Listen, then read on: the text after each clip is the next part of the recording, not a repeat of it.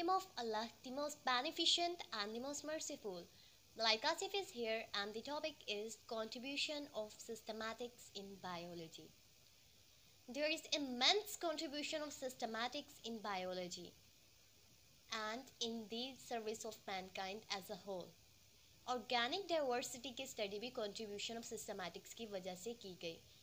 Even though के ancient times में बहुत सी एवोल्यूशनरी प्रॉब्लम्स को कंट्रीब्यूशन ऑफ सिस्टमैटिक्स के थ्रू ही सॉल्व किया गया, और आज भी इवन टुडे बहुत सी एवोल्यूशनरी प्रॉब्लम्स को सिस्टमैटिक्स के ज़रिए ना सिर्फ रिवील किया जाता है बल्कि सॉल्व भी किया जाता है।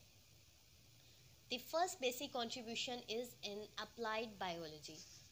अप्लाइड बायोलॉजी में सिस्टमैटिक्स या तो डायरेक्ट या तो इनडायरेक्ट मेथड से नोटिस की जा सकती है, जैसा कि in the field of medicine,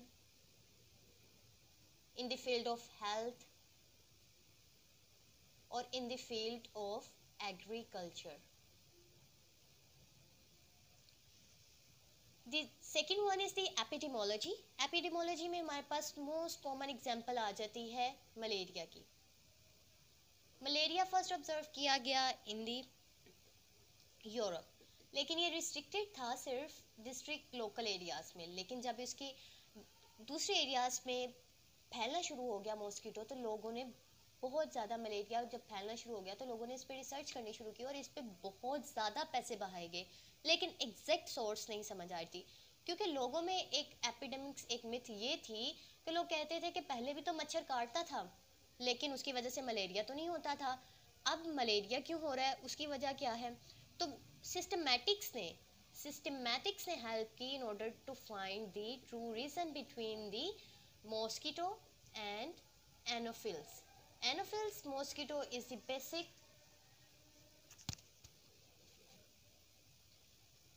next is the biological control.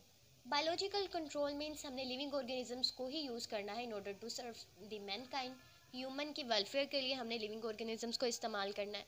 तो इसमें हमारे पास एग्जांपल आ जाती है पेस्ट की। जब क्रॉप्स पे पेस्ट लगना शुरू हुए तो साइंटिस्ट ने इसका सोल्यूशन निकाला, पेस्टिसाइड्स। लेकिन पेस्टिसाइड्स का नुकसान ये हो रहा था कि ह्यूमन हेल्थ ख़राब हो रही थी, ह्यूमन हेल्थ पे बैड इम्पैक्ट आ रहा था, लेकिन क्रॉप्स जो थी वो ठीक चल रही थी। तो इसमें सिस्टमैटिक्स ने ये रोल प्ले किया कि बायोलॉजिकल कंट्रोल के थ्रू पेस्टिसाइड्स की जगह पैरासाइट्स यूज़ किए गए। पैरासाइट्स क्या करते थे, पेस्ट पे अटैक करते थे और ऑर्गेनिजम्स को, जो पेस्ट थे उनको किल कर देते थे। पैरासाइट्स का में ये फ़ायदा हुआ कि ना तो ह्यूमन हेल्थ डिस्टर्ब हो रही थी ना तो क्रॉप डिस्टर्ब हो रहे थे। Third one is the wild life management. हमें पता है कि हमारी बायोडाइवर्सिटी बहुत खतरे में है, वाइल्ड लाइफ इंडेंजर्ड है। क्यों इंडेंजर्ड है, खतरे में क्यों है? पहली वजह तो डिफॉरेस्टेशन है और दूसरी बड़ी कॉज ओवर हंटिंग है। ओवर हंटिंग और डिफॉरेस्टेशन की वजह से हमारा नेचर, हमारी जो है वो डिसबैलेंस की तरफ जा रही है और बहुत सी स्पीशीज़ एक्सटिंक्ट हो गई हैं और कुछ रोड ऑफ एक्सटिंक्शन है, यानी कि एक्सटिंक्ट होने वाली है, इंडेंजर्ड है।